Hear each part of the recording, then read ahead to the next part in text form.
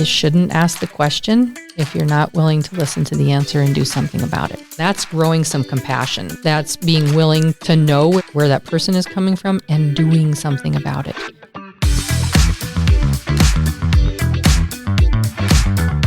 The following is a Big Sky Economic Development production. It's Mars B. And Kavo. And this is The Vault at 201 North Broadway. A business podcast. Where we bring you entrepreneurs, small business owners, and community leaders of Montana. To share their stories, expertise, industry insights, and strategies. And we are sharing them all with you every single week.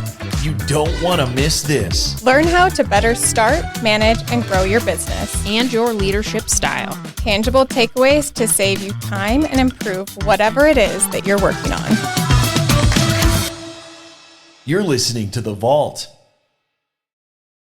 Thank you to the Small Business Development Center for sponsoring The Vault at 201 North Broadway. The Small Business Development Center offers free personalized support from business plans to financial projections and beyond, empowering small businesses to thrive. Reach out to us at bigsky.economicdevelopment.org. Today joining us on The Vault is Jennifer Reiser. Welcome. We're delighted to have you. Thank you. Yeah, we're so excited to talk to you today about something new that you've been working on and starting your own business. Yes. And we'll let you just dive into the name and, tell us the name, Jennifer. I think that's great. So just a little bit of background. I was always the person that didn't want to work for myself. I didn't think I would be motivated to do that. I think also it's a little bit scary, like how's it all going to work out? And I want all of the pieces to be aligned exactly the way they're supposed to be. But fortunately, I have really control issues too. Yep, fortunately, I have really good people in my corner who said, well, could you do it yourself? And I said, I don't know. And they said, you can, and we'll help you, right? That's and awesome. so the journey started just about a year ago, and I made the decision to start Jennifer Reiser Consulting. And it had a couple of different reasons why. Mm-hmm. I was being asked to do a lot of teaching, if you will, leadership professional development outside of my regular work.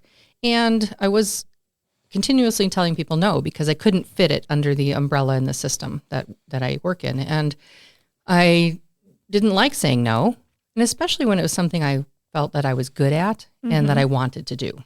Yeah. And so that opened a lot of doors to things.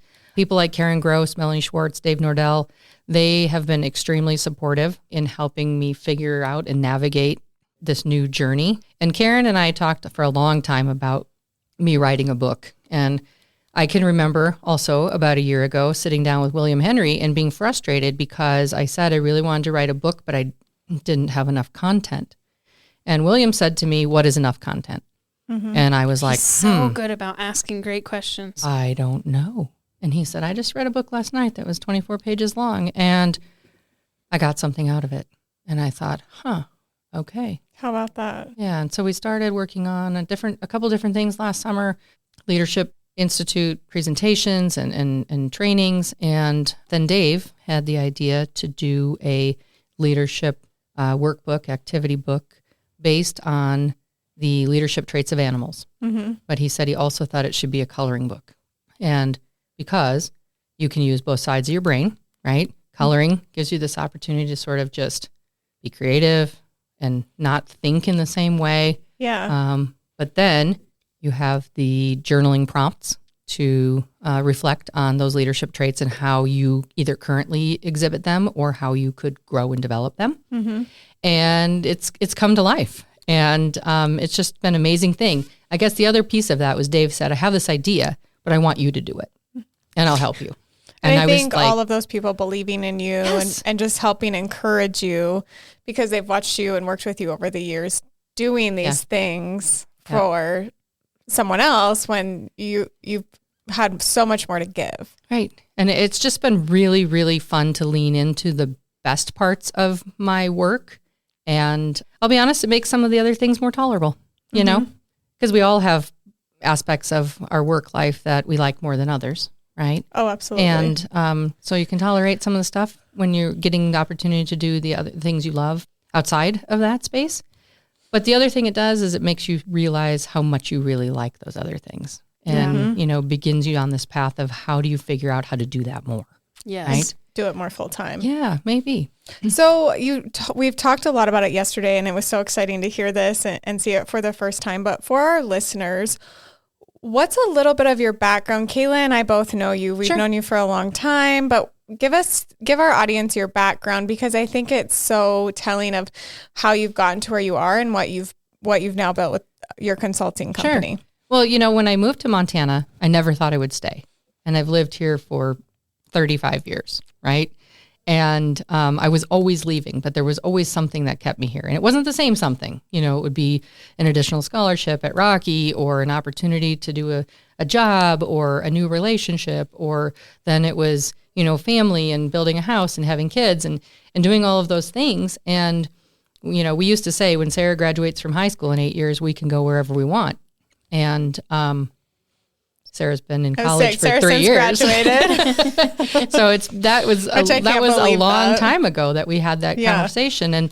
And Billings has this way of hooking you, right? Mm-hmm. And kind of keeping you in a very good way. And a lot of it is the people. And I would not be where I am without the good leaders in my life, the bad leaders in my life, the new leaders in my life. I have a really great opportunity to work with people in all phases of their sort of leadership journey. Mm-hmm. And I do have, I think, an innate ability to customize and individualize the approach and the development of those people, which, to me just seems like what you do.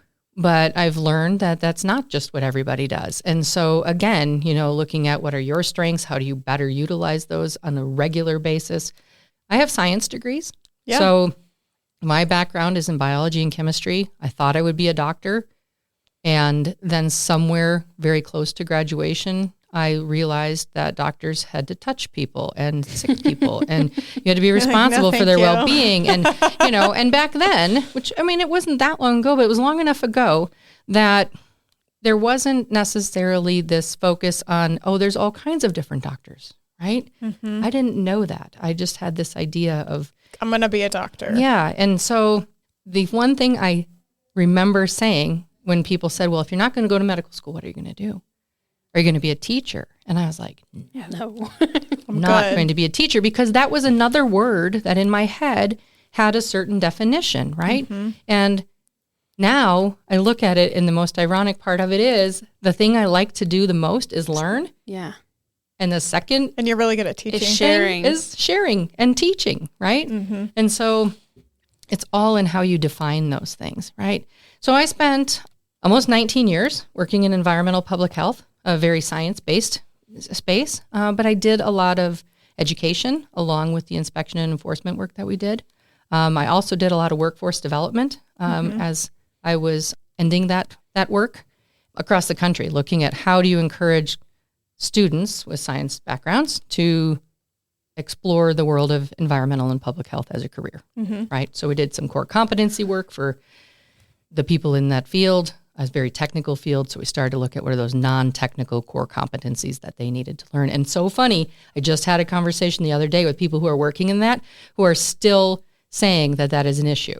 And I said, I have a study, I have a survey, I have all this stuff. It's been hiding under my desk for, 15 years almost, but here you go. But I have it. And so a lot of that work was translatable when I shifted gears and started doing organization and leadership development. And the really fun part about this coloring book that I've done is it's creative. It's not crafty. There's another word. Karen Gross and I have had this conversation that I was always told that I wasn't creative. And it really frustrated me because I thought that I was. Yeah. And she said, what they meant was you weren't crafty. Yeah. And I think was that's like, a good. Oh, you're right. So, and it's different. I think she talks about that a little bit too, of just even her experiences of like, you're not X. And she's like, yeah. And it took her a while, but I think creative is different. Yeah. Yeah. And so the book is called Leading in Color. It is based on the leadership traits of animals that we all see in the animal world.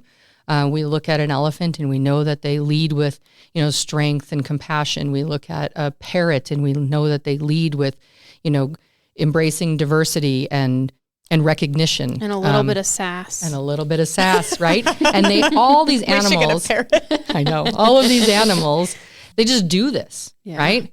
And so do people, right? But we can learn from them, and we can, lead a little bit more like a cheetah in some spaces and lead a little bit more like a sloth in others, right? And you need all of those leadership traits and animals in your world and in your workspace in order to create the right environment, right? I love this idea because I think a big part of what we do is we're constantly learning and evolving, right? But we also have morphed some ideas into different things. So leadership qualities, some people are told they're not leaders, right? And so then they think that about themselves, but maybe they just don't lead like a cheetah. Right. Maybe they do lead like an elephant. And so you even have a spider in there. I do have a spider. She has a spider, which is interesting because you don't always think of but they spiders. They lead with creativity. They lead with precision. I mean, take a look at the web, right? Yeah. But they're also not a flashy leader. When the web is done, they kind of step off to the side and they let others, in their environment do that. And in my environmental public health work, we talked a lot about environment, physical environment. Mm-hmm. We talk a lot about the policies and systems that you have in place so that when you are a leader, if your practice is to, go out and take a walk every afternoon and your employees, your team sees you do that and they do that, but you don't have a policy to support that. When the leader leaves, it may not continue, right? And so you have to create these environments where people can bring their authentic self, where they can leverage their strengths, where they feel comfortable, they feel like they belong in the animal world, right?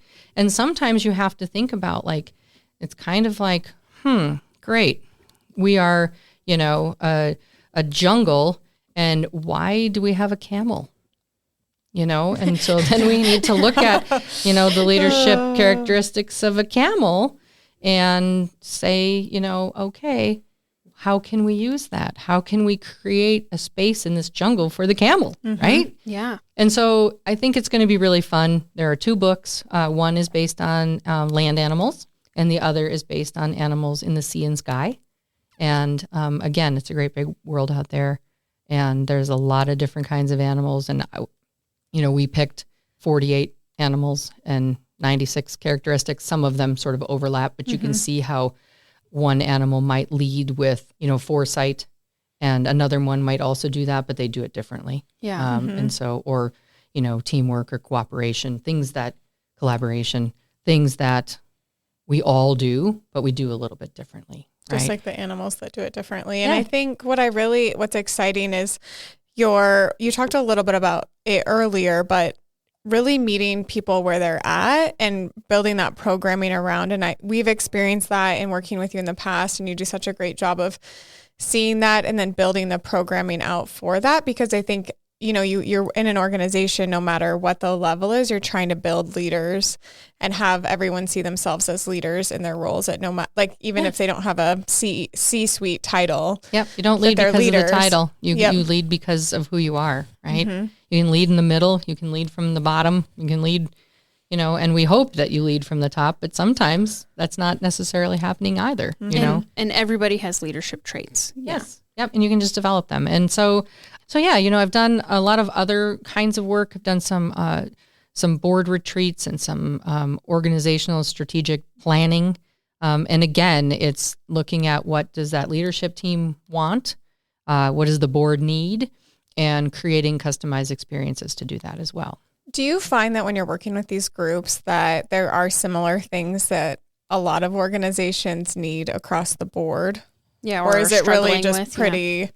Yeah, I'm going to go back to the policy, systems, and environment, right? And now they're not all going to look exactly the same, but you need structure. You need some foundational elements. What a zoo needs and what a tourism entity needs might be 2 different things, but they still need, foundational elements that will be in place when the people in the chairs change, right? So you need job descriptions. You need, up-to-date and frequently reviewed employee handbooks. You need personal development plans and growth plans for your team. You need a succession plan. The same leader is not going to lead an organization forever, right? And so the work that they have done and the legacy that they lead needs to remain when they leave, right? And so in order for that to happen, you have to have some structure and some foundational pieces, right? Because, there's also that saying that you can't build the plane while you're flying it, right? So you need to build the pieces, put the pieces together, and then take off and do new things. And so I think they all need that. I do think people need to take time to figure out who it is, who they are, what they're doing, why they're doing it, and share that internally. I think a lot of times the struggles I see are people are very concerned, and rightfully so, about brand recognition and brand expansion and sharing externally. But you need to look inward, and you need to develop those things and have your team understand the why, understand how they are contributing to the overall mission. And if they don't know, you need to talk to them about it. And you need to maybe sometimes make adjustments so that they feel a little bit more connected to it. Would you recommend a business doing this once, or do you recommend them taking a look at it every couple of years and going, where are our processes, our policies and procedures, and do we see room for improvement? Yeah, I think it's every 3 to 5 years. I really do. And you have to build in some flexibility along the way. Especially if you build a strategy around a particular person or their skill set, and then that person poofs away. People make choices. They go places. They have things beyond their control. But it really is about establishing those foundational elements that will live on, right? But also paying attention to creating those with people in mind, and having those sometimes difficult and open conversations with the people on your team so you better understand what they want. Because if Marcel has no interest in leading people and I put her in a role to lead people, she's not going to be happy. But if I just magically think that everybody just, when we see that in leadership roles, a lot of times you're a really good fill in the blank, you should be a supervisor. Well, maybe you don't want to be, or maybe you're not ready to be. Right. And so we need to better understand that and align our organizational goals with the individual people's goals and kind of balancing what does the organization need and what do the employees want. Right. Because you can't only do what people want. I'm not saying that by any means. But understanding what they want. And so how do you, like with some of the animals and things like that, what are some things that managers or people that do oversee people, what are some tips that you have for them in using this kind of information to help to get better performance from their team? So maybe they're high performing teams, but there's always you can always level up. Well, I think it's important to look at what are the leadership characteristics or just inherent traits that people have and what ones do they want to develop, right? Because I think that if you identify those, you can learn how to do that, right? You can find experiences. If you're not a particularly playful person, let's find let's talk about what playful means. Let's talk about why maybe you're hesitant to be that. You want to be, but what's holding you back from that? And then really develop some strategies around what can you do in one day to be more playful, right? Yeah. What can you do next week? And then what can you do next month? And how do you sustain those things? And then, it's really, you have to be intentional. Some things, really great things do happen on their own, but more of them happen if you work on them and you plan for them. Right? So if I was a spider, could I look up to be a cheetah and work on those traits? How would something like that work? Something like that would be, so the characteristics that were selected for the spider were patience and perseverance, right? So we know you already have those, that you work on that. And if you look at the characteristics for a cheetah, their focus and vision, right? Of course, there's other ones. People could say, well, they also, have all these things, right? And that's true. But so if you say, I resonate with the characteristics of patience and perseverance, how can we use those to develop increased focus and increased vision, right? And we say, okay, I wish I had more vision, right? Sometimes I think that because I've always been a doer. I think that's one of the things that's hard for me in thinking about having my own work and my own business, people say, well, what do you want it to be? What do you want it to look like? I'm like, I don't know, because I'm very, very used to somebody else telling me their vision. And then I figure out how to operationalize it. And you know how to do it. Right. And so it's different. Executor. Yep. Yeah, right. We did the Gallup, and I think I feel like you are leading with executing. I think so too. And then you look, but we can talk about that. I mean, they might not be your top, traits, but there's things that you're aware of. And if I know that you're trying to develop that, if I'm your leader and I know you're trying to develop that, I can look for opportunities for you to be involved in that, so that I can model that for you. I can find other people who can help support you in that and understand that. And then I also included a few animals that lead in ways that we maybe don't want to lead, right? Mm-hmm. Some of the scavengers in the animal world. We talk about cowbirds, and some of these animals are Montana animals. Some of them are at Zoo Montana, for example, and others are animals that I either just liked or people themaybe don't know a lot about, but then when you learn it, you go, oh yeah, I did know that, and some are from Wisconsin. That's where I grew up. So there's a little nod to that. Cheese. And that is true. There's no cheese in the book, but maybe. But the cowbird is an interesting bird. It lays its eggs in other birds' nests. So it's opportunistic, right? But it also shows a lack of responsibility. So it lays its eggs in other birds' nests and let the other birds raise their babies. So, and the birds must do it because they're still around. Yeah, the other birds. I don't know. I mean, birds are birds, right? They do their thing, but that's a lack of responsibility in raising the young. They're opportunistic, which sounds like a good thing, but if you're doing that for the wrong reasons, it's maybe not a good leadership trait, right? So we can take a look at some of that, and if you are leading like that at some point, or you find yourself doing that, you go, oh, I don't want to do that. My grandpa was a bird man.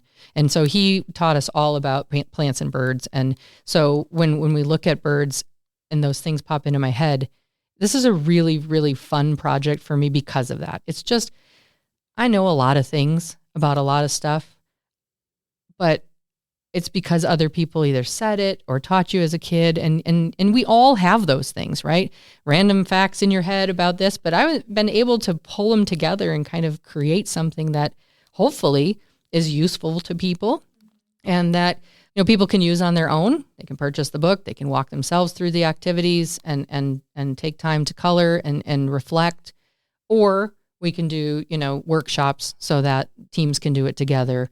Or it can be a tool in leadership coaching where we use the workbook as, going page by page kind of thing. And, it ends up being homework, but it becomes how do we build goals and strategies for you as a leader around these traits of the animals. And what a fun thing to have that. I think it's just sometimes in a workplace, you have to have fun things like this to tie it and make it more memorable. And so you talked a little bit about intentionality earlier, and I know you had a lot of intention when building your logo. Can you talk? Oh, yeah. And we'll show those that aren't listening. If you follow us on Instagram, you'll see it. Sure. But her logo's stunning, and you can just tell by looking at it that there's a lot of meaning and thought put into it. Well, and I think I'll say this about the developing things as you're starting a business. It's a little bit intimidating and somewhat paralyzing when you think you have to do all of these things. Yes. Right. And so it's about just doing something. Right? Take the step, figure it out. And as I was sharing with you previously about the logo, for me, it's about investing in the individual. It's investing in the team or the organization and in the community. And when we talk about community, it's not necessarily just the place in which you live. It is the people that you surround yourself, these communities that are built around beliefs, purpose, ideas, identity, networks, peer networks, if you will. I've had a lot of experience in building those. And I really enjoy helping other people figure out what do they need? What is a community you would like to build? What is one you wish you had? Or what is one that exists that you would like to be a part of, but you don't know how to get into it, right? Mm-hmm. And so it's the individual, it's the group of people, and then the larger community. And so I originally was working with Alyssa Volts on creating this logo and explaining this to her. She used to work with me. She kind of knows how I think and what I was trying to accomplish. And I drew a picture on the back of an envelope of like little stick Which I just people. love that too. It's like the idea that started like the on napkin. a napkin. It is. Yeah. But it's like an I envelope. know. It's not the bar napkin. It's the envelope in the drive-through at the bank. That was stick people in a pyramid, and then she created it. And we did a lot of research on colors, and it's fun for me. I have a lot of colors in my office. My house has a lot of colors. I joked earlier I should have worn more colors for the picture. I think color theory is very fascinating as well. And so when I looked at things, I wanted an orange and a purple and a green and a blue because they are colors that represent things like growth and this calmness and the need to bring energy into a space. And I think it does all of that, and that wisdom piece that kind of comes with the color of purple. And I think that will also be something that I'm able to share as people are looking at the coloring book. Sometimes we're naturally drawn to certain colors. They may not be the colors that we wear. I did the House of Color analysis, and orange is not on my list, but I love the color orange. Yeah. It doesn't mean I'm going to put it on my body though, right? Yeah. But I think about why do I love it? Well, maybe it's because of the energy and vibrancy that it brings into a room or into a space. And how do we, I guess, interject that intentionally into our daily lives to make us better, right? That's so fun. I'm like now thinking of the colors that I like that I don't wear, but I love them. Burnt orange is definitely one. I only wear it sometimes. But what's some other programming? I know we've talked about the coloring books, or the land animals and sea and sky. Yep. But I know you have other things too. Sure. Well, it's that organization management and leadership development. It's the policies and systems thing. Like it or not, I've worked in the human resource-ish world. A lot of trial and error, not so much error, but a lot of trial and a lot of finding people who really can help you figure that out and navigate that. But the policy writing side of things, I did a lot of that over the years. What do people need?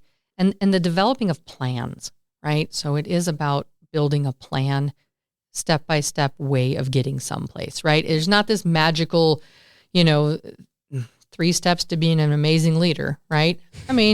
Check. No. Yep, done. Ta-da. You're a great leader We're now. done now. But I really do think it is this, continuous process of evaluation and improving and intentionality.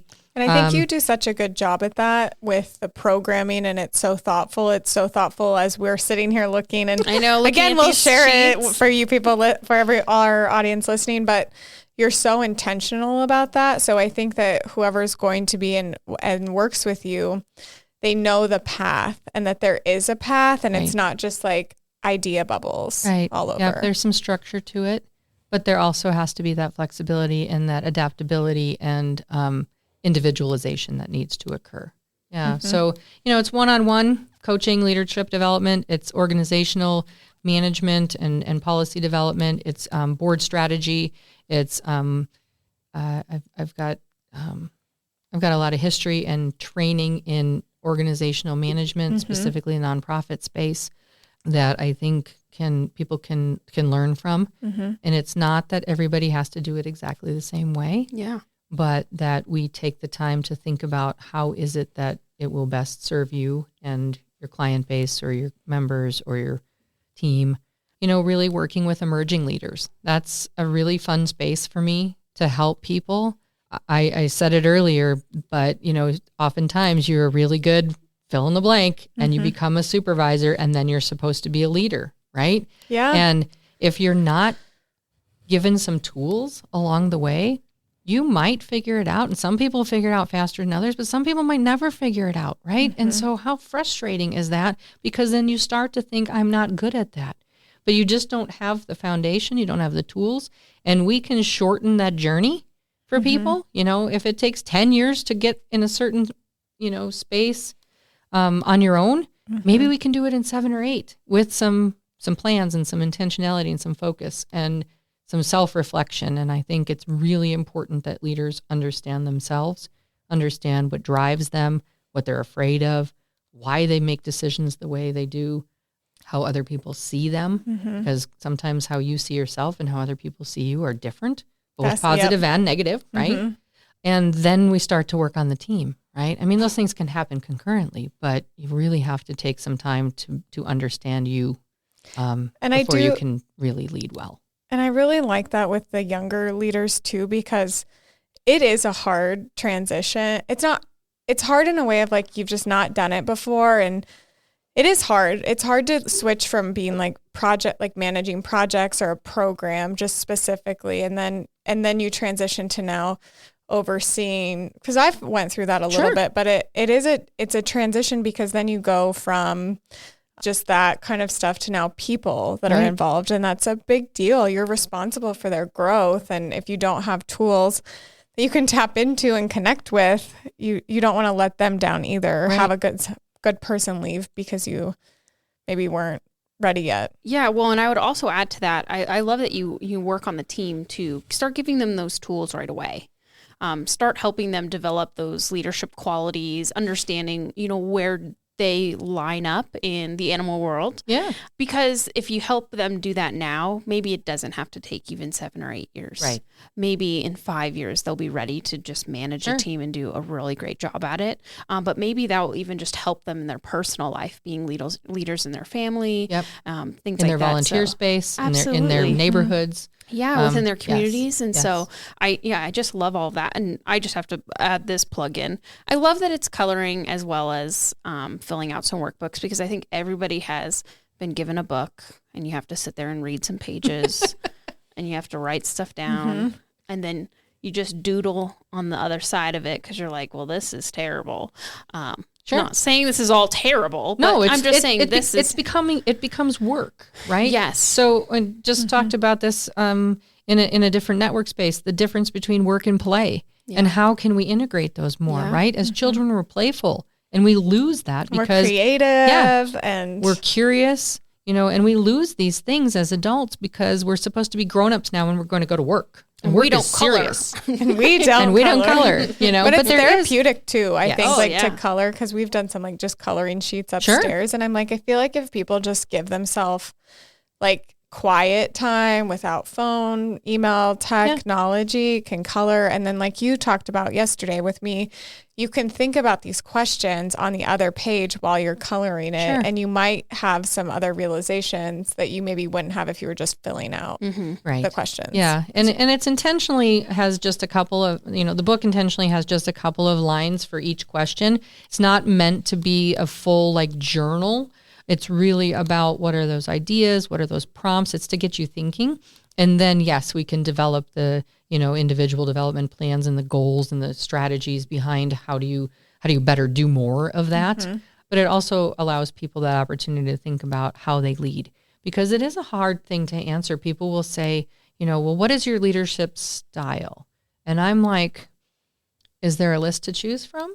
Yeah, what would you say? Because you don't. That's hard. It is. It's hard, right? We do ask that on this podcast all the time. Yeah, I'm like, Dusty, what's your leadership style? Maybe we do need some ABC. And you think, how do you define that? And I think for me, it is about being willing to learn. Yeah. It is about making hard decisions. It is about having difficult conversations. I mean, difficult conversations don't get easier with time, right? Dang it, I was hopeful. I know them. And I'm not an avoider, but I also have to really work hard to not emotionally respond to things, to take the time to step back and think about things before I react or respond.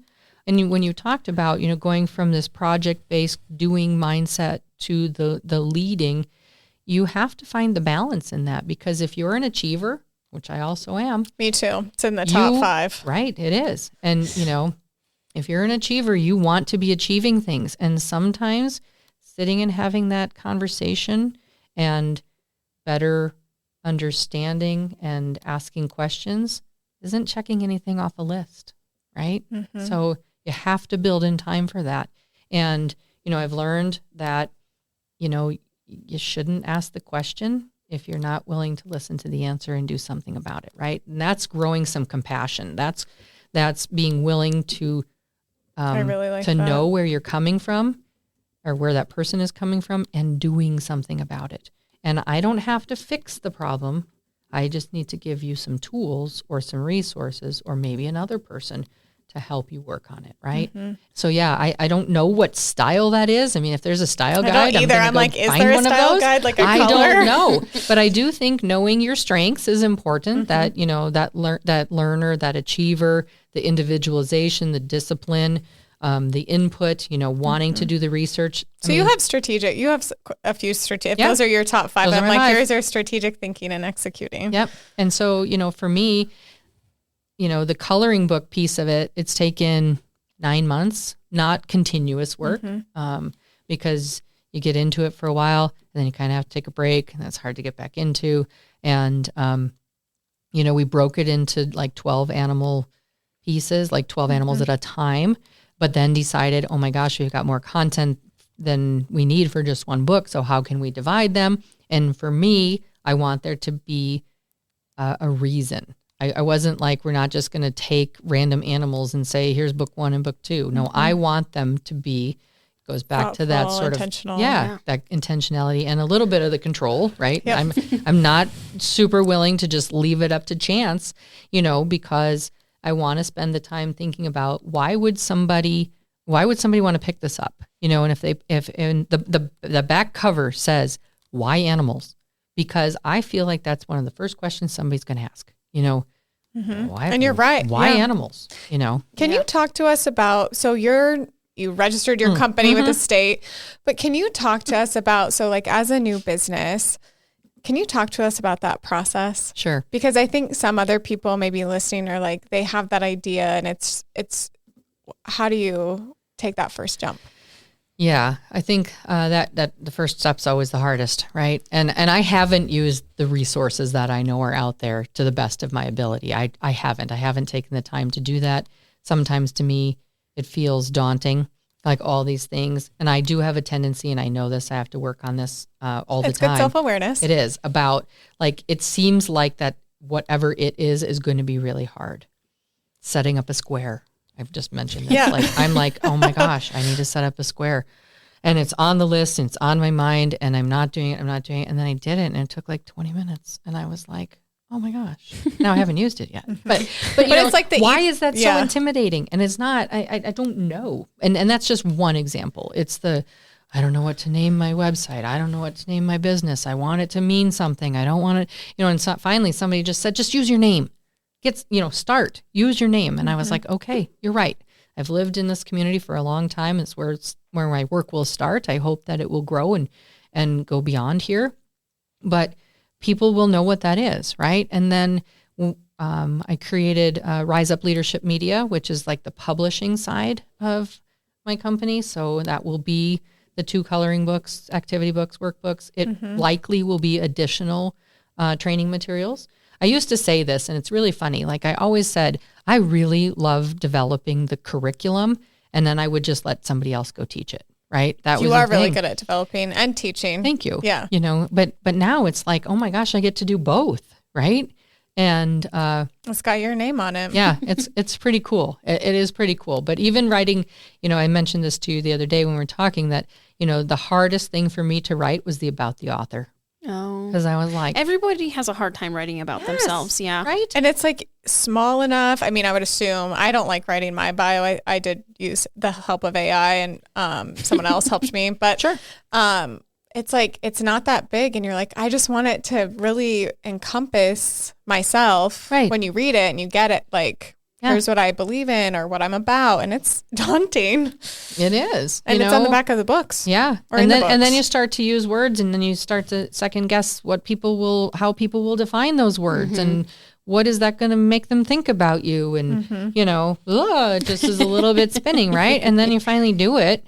And, you send it to the publisher and she's like, this is awesome. And I'm like, really? Okay. Thank you. But, and then it's like, can I stop sweating now? Right. Yeah. Like that's enough of that, but so, having those 2 companies. And again, me needing to have this, the structure piece of it is important to me. That's who I am. I understand that.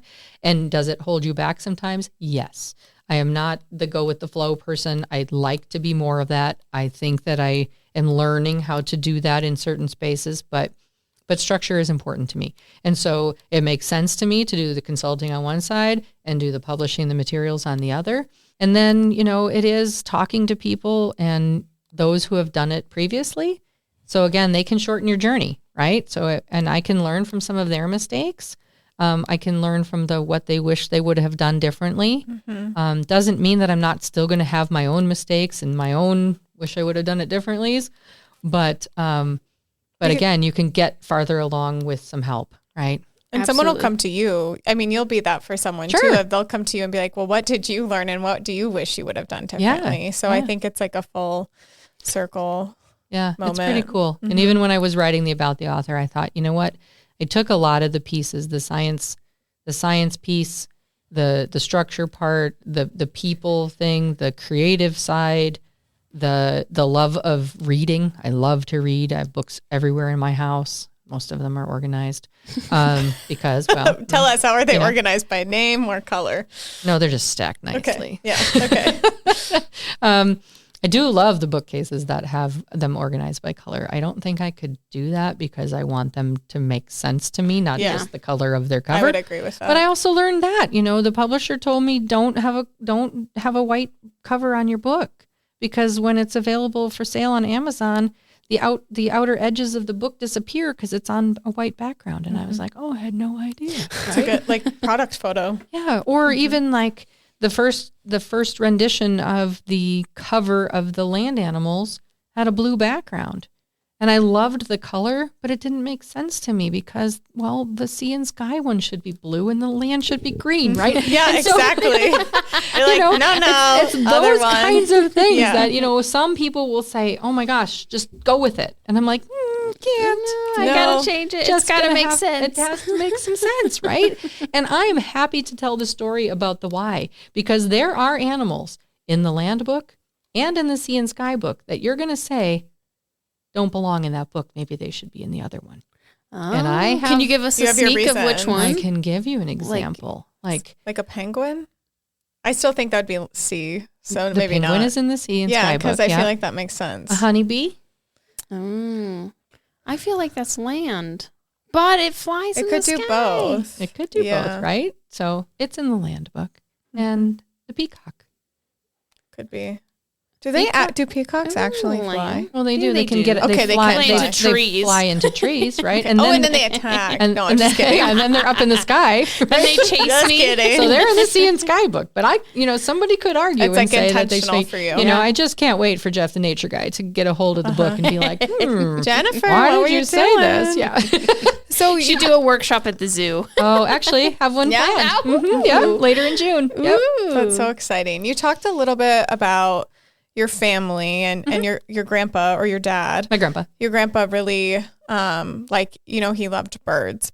Are there other things as you've been working on your consulting company, on the book, on the programming that have brought back old memories for you, or you're like, oh my gosh, I didn't realize like that would really lead me to here? That's an interesting thing and it kind of ties back to the About the Author piece, right? You're thinking it's important to me that I am a mom. Right. Mm-hmm. I never thought that would be a thing. That was not supposed to be what when I was growing up, I was not interested in that. I relate to that. Yeah. And being a mom has really changed the way I look at the world. But I also, because my daughters are grown adult people right now doing their own things, I'm learning from them, and that was an important piece to me to think about. Like to state, Jennifer is the mother of 2 daughters. Yay. Right. Okay. Sure. That's great. But you know what? The things that they've taught me, the way that they care for each other, they're very different, but they support one another's differences. That was important to me when they were growing up, that even if you don't, play sports, you come and support your sister in that. And even if you don't play music, you come and support your sister in that. And maybe you both do some of those things and one is better than the other. But it's not about that. It's about, meeting them where they are and encouraging them to be themselves. And they do that so well. which is, kind of a kudos to your parenting. Sure. Yeah. But also it's an opportunity for me to take a look and see them. I didn't do that alone, right? The world and the people that helped guide that are everywhere, but to stop and reflect on what they taught me. And, even then, there was this whole thing about writing a dedication. And I said, do I really have to do that?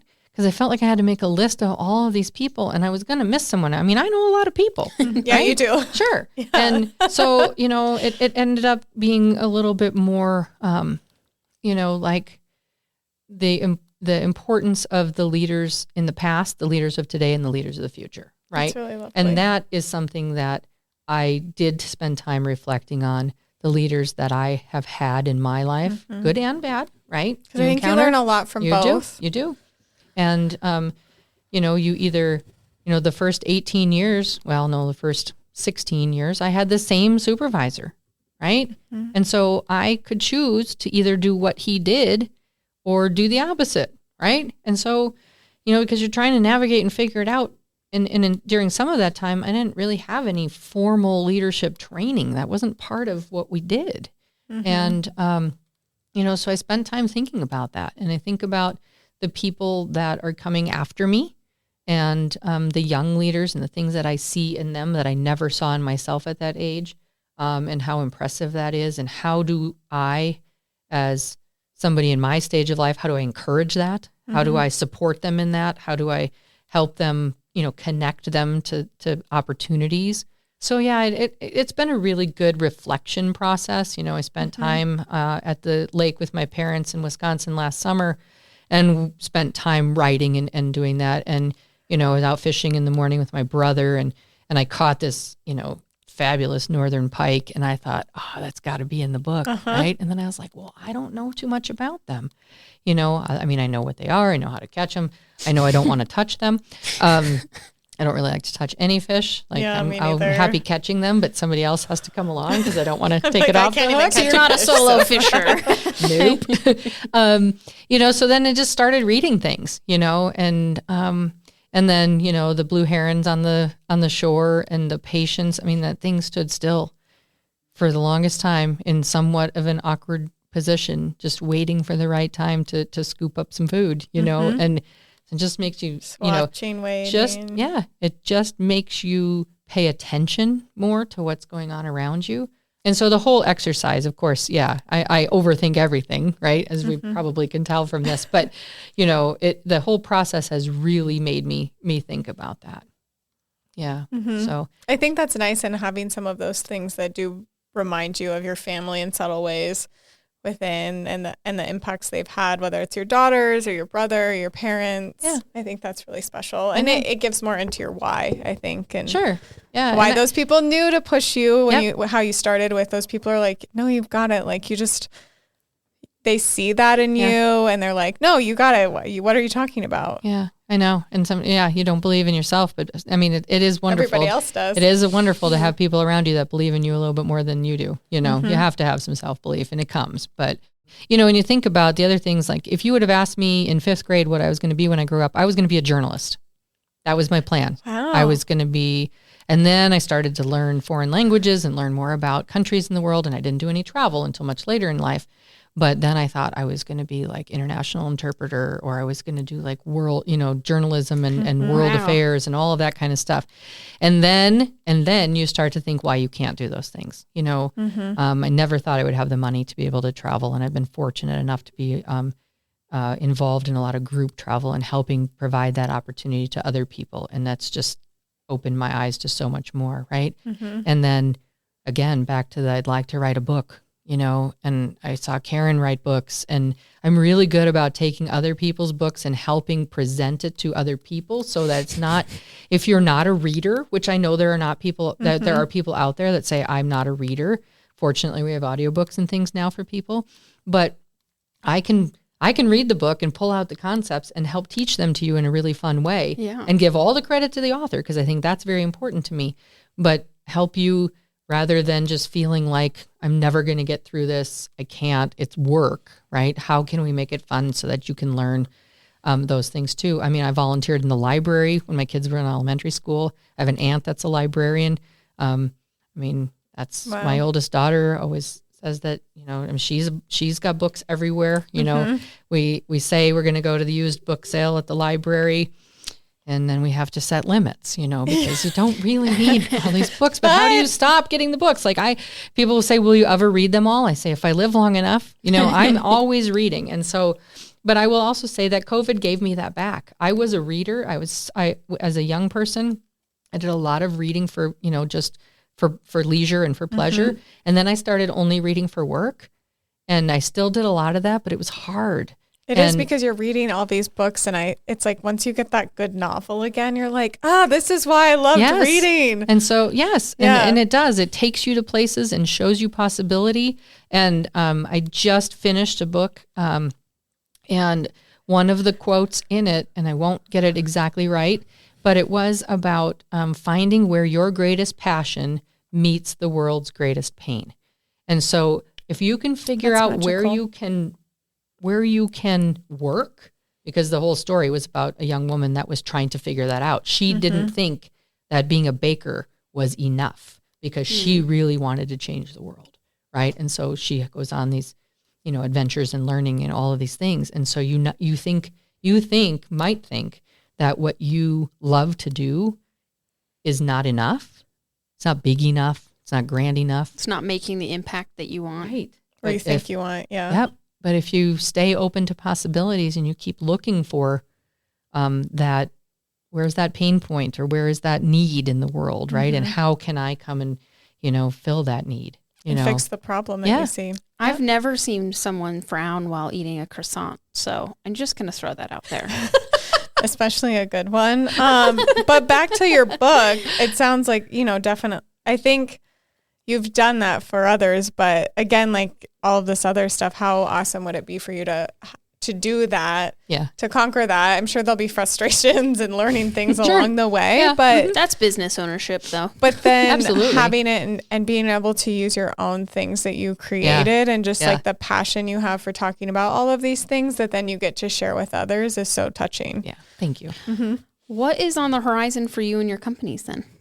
Well, it's the actually having the books published. It's the figuring out the workshops and the training opportunities that go along with those. It's learning how to market and sell those things as tools. I see them as tools. It's you know, the website's under development. You know, it is kind of continuing to, you know, figure out where you're going and what you're creating. And you know, I am fortunate to have worked with a lot of people in the community. And, you know, I have, every time I've started a new network or started a new program, I have some early adopters who will just be like, I'll go to anything that you do. I know it'll be great. Yep. And I'm like, fantastic, right? And then there's other people you have to have some proven, you know, track record before they buy in. And so I'm hoping the early adopters are the ones that will, you know, give me the grace and the space to sort of test my workshops and that kind of thing, you know, and then I really hope to use my own communities and networks across the country to be able to bring that to other people. And who knows what's next, right? We are so excited to watch you and for all of these to get our hands on some of them, like the tangible workbooks. Yes. We're really excited. I know they're coming. Yes. And we know you're doing that June event, which will be the Montana Young Professional Summit, right? Yes. Which is really exciting to have young YPs from all across the state here in Billings again, which they haven't been since 2017, if I'm not mistaken, which is really exciting. So we're going to hear a quick message from one of our sponsors, and then we're going to jump into some rapid fire questions. Thank you to Big Sky Economic Development for supporting the Vault at 201 North Broadway. Big Sky Economic Development provides leadership and resources for business creation, expansion, retention, new business recruitment, and community development. If you are starting a business, growing or expanding your business, diversifying your customer base, or maybe you're looking for business trainings to attend to continue to learn and grow, they're excited and here to help. Even if you're thinking of relocating your company into Billings, they're a resource for you. BSED also provides resources for community development initiatives by planning, partnering, and managing projects and administering grants for redevelopment and placemaking. Their workforce development program brings together industry and education partners to anticipate and respond to community workforce needs. And they provide talent attraction and retention resources for your business to use under the community brand Better Off in Billings. BSED's Rock 31 program is focused on helping startups thrive. And in their location in downtown Billings, they have 2 floors dedicated to co-working and additional spaces throughout their building open to the community to host their meetings, events, and trainings. Visit bigskyeconomicdevelopment.org. Again, that's bigskyeconomicdevelopment.org, or follow them on Facebook and LinkedIn. Jennifer, thanks for being here with us today. So we like to end each episode with a few rapid fire questions. So my first one is, what's the one thing that gets you to relax or de-stress? Riding my bike. And I really like to ride on the trails. Riding on the street is not particularly doesn't relaxing, seem safe. no. Yeah. But yeah, it's reading and riding the bike, not at the same time. I really like that. Yeah. Audiobook maybe. Yeah. Yes. On the trail. Very where true. It's safe. On the trail. Yep. What is the best advice you have ever received? Oh I like to give the doozies. my gosh. Let me think.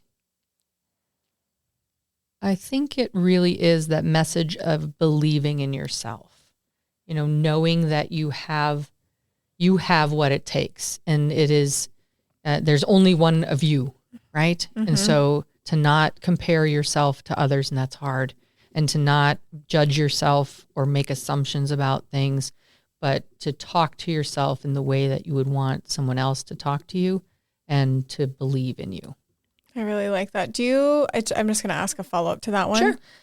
Is that something that you like, that when maybe you're in a moment where you're like, down or not thinking that, is it you that pulls you back out, or sometimes are there others that help? It's so important to have that support, that community, those people that you trust, that you can, that you can call, that you can go to when you're not feeling your best. Yeah. Or that can help kind of redirect you, or but are genuinely concerned about you, not just the snap out of it kind of comments, but the, why are you feeling that way? Because one of the worst things is to tell somebody that, you're struggling or you're grumpy or you're sad, and people are like, stop doing that. Stop feeling that way. Like, I wish I could. Yeah, but I'm trying, man. Put those feelings away. The other thing that I've learned about myself, though, is that when I kind of get in that not healthy space, doing things for other people brings me out of that. So if I don't have somebody to go call or do, I find something to do for someone else, right? So like if I'm all stressed out trying to get through a project and it's not moving like I want, and then I start to have like the negative self-talk, I put it away and I go find somebody else and say, what are you working on? And is there something I can do for you? And then you can stop, you turn the attention to something other than you, and then you can get back to it. Take a break from it. I sometimes call my brother, and then he like brings me back to reality of like, Marcel, is it that big of a deal? Right. I mean, but not about, he's like, Marcel, you got that. Like, what are you talking about? Right. You've got it. Why? This isn't hard for you. What are you doing? So, but I think taking your mind away from it for a second and then coming back fresh is really nice. Yep. What are some non-negotiables in business and life? I think trust is huge. I think that finding those people that you can trust is really important. I think that, working hard to not judge people or make assumptions about why they're acting the way that they're acting or why they said what they said. You can't control the actions of other people, but you can control how you respond, right? That was something that I tried to teach my children when they were young. Like they would get so mad because somebody was doing whatever. And I was like, well, you can't do anything about that. But so what you can do is focus on how you're reacting and how you're responding, right? I think that what you focus on grows, right? So you will if you are looking for the negative thing, you will find it. If you are looking for what's wrong with the meal that's placed in front of you, or the way the person's driving next to you, or how Marcel is doing her project, you're going to find something wrong with it, right? But the reverse is true. If you start looking for the good things, you're going to find those, right? And you focus on those, and more of those will grow. I love that. I don't know if that really answers your but question. I think No, it I does think it- in a bigger way. Okay. Yeah. So my last question for you is, what animal represents your leadership style? I love that. I want to be the Kayla's entire so zoo. good. I want to be I'm the entire animal kingdom. I think the fox. Tell us about the fox. So the fox leads with strategy and cleverness. So I definitely think I that describes you. That I could probably pick out some of the other ones that I would really hope that I could say. But strategy is really important to me. You've probably heard that throughout this whole thing. And then like that cleverness. And to me, that's about finding the sort of innovative way of looking at things, or seeing, can we do it differently? I mean, I am a big fan of tradition, but I'm not a big fan of change for the sake of change, which I know there's a lot of value in doing that. I just know that's not who I am. Yeah. But I also need to challenge myself to look at changing and embracing change when there is benefit. And because I need to know why we're changing something, I know that I need to explain that to other people as well. So, if we're making changes, I know I need to lean into the explanation of how I feel this will improve something, or why we are doing this, and take the time to explain it versus just doing it and saying, deal There with you it. go. Right? Yeah. But I think it's how you solve problems too. I think you're clever in solving problems. Like when people bring you problems, you're clever in helping them find the solution or the, next steps to get out of said problem. So Sure. Yep. And the fox, I love you, that. you start to ask questions and learn a little bit more about the challenge. And then you can I'm not the person who sits at the table and has the best idea right away. I have to think about it. Yeah. But typically I can come up with something. And it's worth the wait. I love that. Well, thank you so much for joining us today. It's been a pleasure. So if our listeners are ready and they want to find out what their animal leadership style is, where can they find you? How can they learn more about it? Where can they potentially get the workbooks? Sure. Well, right now, my email address is jenniferreiserconsulting@gmail.com. And can you spell Reiser for them? Yes, it's Reiser. So Jennifer Reiser consulting@gmail.com. That will be shorter. That will be different, probably by the time this airs. And you can share that certainly when we have that. But you'll also be able to search Leading in Color. And it's Awesome. leadership lessons from the animal world. And it'll be available on Amazon, Barnes & Noble, in Sioux, Montana for locals, right? I believe so. Awesome. Jennifer, this has been so much fun. Thanks for joining us on The Vault. Thank you. Thanks. We hope you enjoyed this episode. Make sure you are subscribed to The Vault at 201 North Broadway, wherever you podcast, including YouTube. Connect with us on Facebook at The Vault at 201 North Broadway and Instagram at The Vault_201. Don't forget to visit us at thevault@201.com and subscribe to our newsletter. We will see you next time. Bye.